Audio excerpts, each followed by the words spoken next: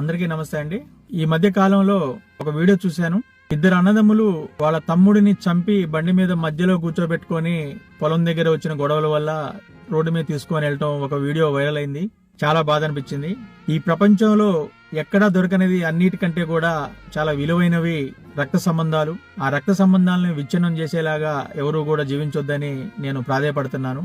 ఈ సందర్భంలో మీకు ఒక విషయాన్ని నేను తెలియజేయాలనుకుంటున్నాను. మేము ముగ్గురు అన్నదమ్ములు ఎంతో అన్యోన్యంగా ఆప్యాయతగా పెరిగాం. మా అమ్మ చిన్నప్పుడు నాకు చెప్తూ ఉండేది, అన్నయ్యలు గౌరవించాలి, అన్నయ్యలతో మంచిగా ఉండాలని నాకు చిన్నప్పటి నుంచి చెప్తూ ఉండేది. మా ముగ్గురికి మ్యారేజ్లు అయిపోయినాయి. ఆ మధ్య కాలంలో ఒకసారి నాకు కొంచెం అమౌంట్ ఇవ్వాల్సి వచ్చింది. వాళ్ళు కొంచెం ఎక్కువ అమౌంట్. సో ఎంత ట్రై చేసినా గానీ వాళ్ళ దగ్గర నుంచి ఆ అమౌంట్ రావట్లేదు. న్యాయపరంగా అవి నాకు రావాల్సిన అమౌంట్, కానీ రావట్లేదు. బాగా విసుగు చెందాను. గొడవలు పెరిగిపోయినాయి, మనస్పర్ధలు పెరిగిపోయినాయి, కోపం పెరిగిపోతుంది. మా అమ్మ కూడా మా ముగ్గురు అన్నదమ్ముల మధ్యలో ఏమీ చెప్పలేక, ఎవరిని ఏమీ అనలేక సైలెంట్ గా ఉంటుంది తప్ప చేసేదేం కనపడట్లేదు. ఇటువంటి సందర్భంలో నేను ఒకసారి ఇదిక మంచితనంలో మన మధ్య తేలేటట్లేదు, వెల్ విషర్స్ ఫ్రెండ్స్ ని ఎవరిని ఎంటర్ చేసినా గానీ వాళ్ళు మీరు అన్నదమ్ములు రా ఆలోచించుకోండి అంటున్నారు తప్ప ఎవరు కూడా న్యాయం చేసేలా కనపడలేదు. ఇక లాస్ట్ కి పోలీస్ స్టేషనే కరెక్ట్ అని చెప్పేసి పోలీస్ స్టేషన్కి వెళ్ళి కూర్చున్నాను. ఇంకా సిఐ గారు రాలేదు. ఈ లోపల నేను కొన్ని విషయాలు ఆలోచించాను. మా అన్నయ్యల మీద నేను కంప్లైంట్ ఇవ్వడానికి ముందు ఒక్కసారి మా అన్నయ్యల గురించి ఆలోచించాను. చిన్నప్పటి నుంచి నన్ను ఎలా చూసుకున్నారు, నన్ను పెంచిన విధానం ఏంటనేది. అప్పుడు వెంటనే నాకు కొన్ని విషయాలు గుర్తొచ్చినాయి. అవేంటంటే, మా ఊర్లో వర్షాకాలం పెద్ద వాగు వస్తుండేది.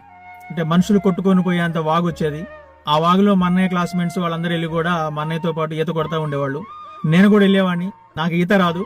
అయితే మా అన్నయ్య నన్ను ఒక దెరంపటి అక్కడ వాగు పక్కనే నీళ్లలో పిచ్చిమల్లి అని ఒకటి ఉండేది చెట్టు, దాన్ని పట్టుకొని అక్కడే ఉండమని చెప్పాడు. లోపల రావద్దని చెప్పేవాడు వాటర్లోకి.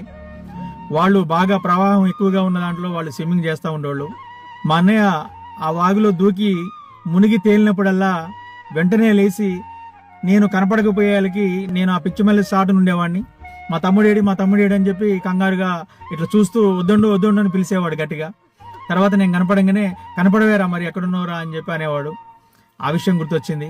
ఆ తర్వాత మా పెద్దన్నయ్య మా ఇంట్లో చిన్న పూరి గుడిసెలో మేము జీవించాము చిన్నప్పుడు. చలికాలం వస్తే మా నులక మంచం కింద రవ్వలు వేడి చేసి ప్లేట్లో, రాతిని ప్లేట్లో ఆ రవ్వలన్నీ వేసి మంచం కింద పెట్టుకునేవాళ్ళం వేడి కోసం. మా పెద్దన్నయ్య పక్కన పడుకునేవాడిని నేను. మా పెద్దన్నయ్య ఆ రవ్వలు పోసిన ప్లేటు నాకు వేడొచ్చే విధంగా నా వైపు జరిపి పెట్టేవాడు.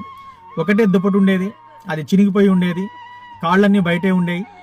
ఆ దుప్పటిని నాకు పూర్తిగా గప్పి చలికాలం కూడా మా పెద్దన్నయ్య దుప్పటి లేకుండా అలాగే పడుకునేవాడు. ఆ విషయం గుర్తొచ్చింది. ఒకసారి నేను 1999లో బాగా ఆకలి మీద